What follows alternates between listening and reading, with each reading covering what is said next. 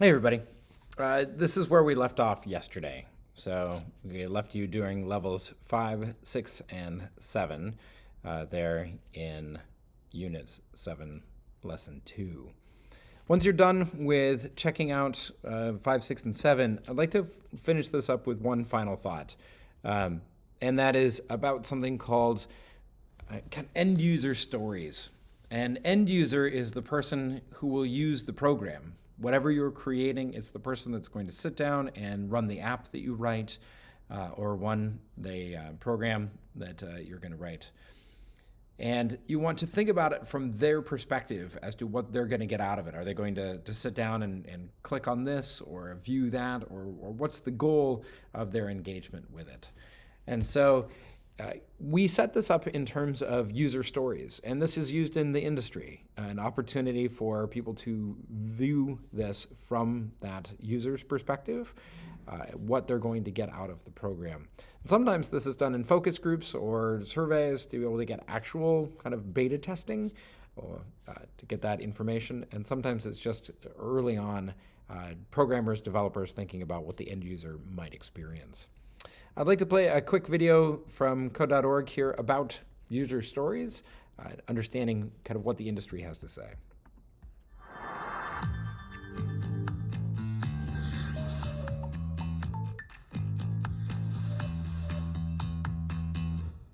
My name is Andres, and I'm a Senior Director of Engineering in the Xbox team at Microsoft. My name is Gemma Bassoni, and I'm the CEO of Discover Labs. My name is Pan, and I am a software engineer at Xbox. My name is Porva. I am a lead product manager at Uber. When I think about a user story, it's pretty much the scenario you're trying to solve. Every time you start a new product is, what are your scenarios? That's the way I think about a user story. So think of it as almost like storyboarding. What are we using this product for? We're creating this feature. This is when you start doing all the brainstorming and posting. The user describing how it is they use an app or a product. My user needs X. What are the things that I need to do for each of the stories on code, on hardware, on experiences to be able to make that happen? Your user base isn't you, right? It's all of us. They provide the feedback you need to be able to build the experiences. What is the story of the user when they go in? What do they do first? Do they click this button first? Do they walk forward first? How do they do these things? So you need that feedback in order to design what the experience is going to look like. We always listen to our customers. What do they want next, right? And you start all the way from like, okay, I need to enable the hardware, to talking to creators. When we write a new feature, we want to be sure that they're going to like it, that they're going to use it, that it will bring value to our platform. User scenarios are one of these things that you have, program managers, you have software engineers, you have designers, you have user experience experts. So it's a process to make that user scenario just light up just perfectly. User interviews are direct interviews where the user is telling you how they use your product. So you need to be optimizing for the people that are learning from that experience. You always start with, how can we make our users happy? What are the things that they need? And that's where the creative process really starts. You start developing scenarios out of that. You can actually learn from customers quite a bit. And so we get a lot of data continuously and you learn from it. So it's like this really dynamic loop of just learning and trying. It's important to get ideas from a diverse set of people. So I think that's very key to making a successful product. It's definitely exciting to finally push a product. It takes us months. So when we finally push it out, we are so excited. It's been a long time coming. It looks simple, but getting to that simplicity is because you are actually doing a lot of this scenario-based pieces of coding behind a user story. I'm excited about delivering our customers something really cool. Seeing other people use your product is really, really amazing.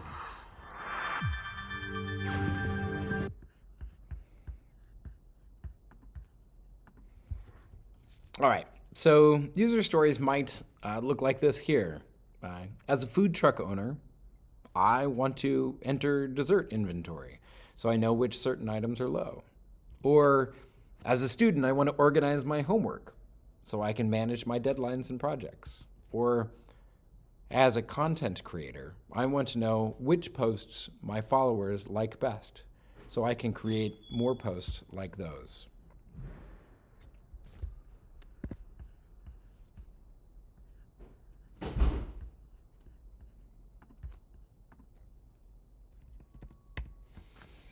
All right, so thinking about end user stories here, think about an app or a program that you use every day.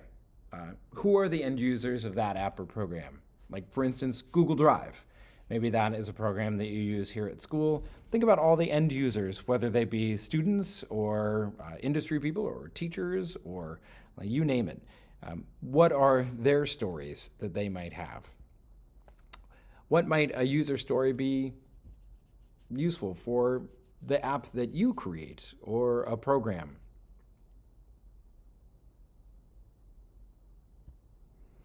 Finally, I'd like you to look at the handout dealing with the project that we are working on. This is on page 8, step 3. I'd like you to think about any possible set of end users that might be watching your animation. Keep in mind that your animation, in many ways, is an entertaining point of view. There's a SpongeBob one that we looked at. That's an entertaining fashion. What would that end user want to get out of it? What are the criteria for it? What are the steps that you would need in order to create that end user experience that they might be interested in? So take a few minutes to put some user stories down before you go any further. All right.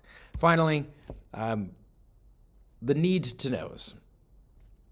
Check off answered questions on the need to know column if there's anything new that you got where you're like, that was a need to know, and now I'm good with it. Or potentially add what you've learned and answer any questions in the learned column. Add any new questions to the need to know column. So revisit back at step 1. All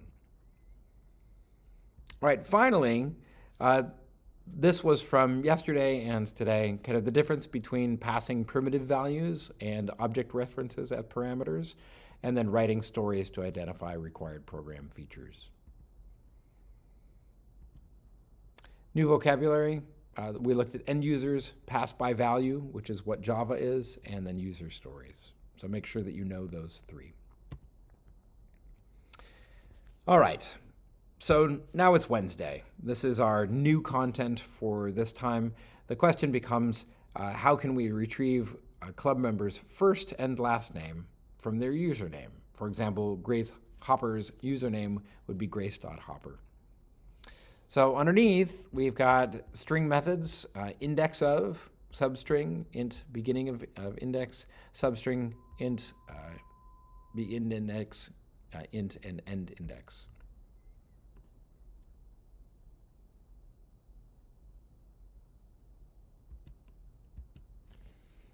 All right, so if we've got a username, Grace Hopper, right, we could use the int index of the username dot index of period, right? We're looking for the username.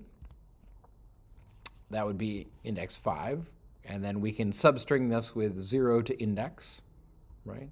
And so the first name would be the substring from 0 to 5. We'd get Grace. And then the username substring index plus 1 would give you the last name. So Grace Hopper 6 would give you Hopper. So what are the differences between the 2 versions of substring, right? How does Java know which one to use? Why do you think the designers of Java decided to give 2 versions with the same name? We're looking at overloaded methods today. And within that, to identify appropriate scenarios for overloading methods in a class or writing in color overloaded methods. All right, so overloaded methods, pretty straightforward. How can overloading a method be useful in my programs? I'd like you to go and do your predict and run. And once you do so, think back about what did you notice and what do you wonder about the program. Feel free to pause it now, go across, run your first lesson. When you come back, welcome back. We're looking now at overloading in general, right? So we've got public dessert, and that's a constructor here for a donut. And then we've got public dessert that has a string that's flavor and a double that's price. So now we've got another constructor that's got some new information in it. Different signatures. That's what overloading is. Signatures consist of the name and the parameter list. Why do we use overloading with constructors? Well, we can have the default constructor, or we can make sure that we input all the information with specific instance variables that can be helpful. How might overloading be helpful with methods? Well, let's go ahead and take a look at 2 through 4. Finally, Methods are said to be overloaded when there are multiple methods with the same name but different signatures or different parameter lists. So we've got calc sum with ints 1 and 2, and then we've got calc sum with a list of numbers or an array of numbers, integer numbers. Finally, finish up with 5, 6, and 7, and wrapping up, go back to your breaking down things and see if there's anything you want to add to your learned or to the need to know or the know categories. All right, that's it for today, and I hope things worked out, and I will see you on Friday. Adios.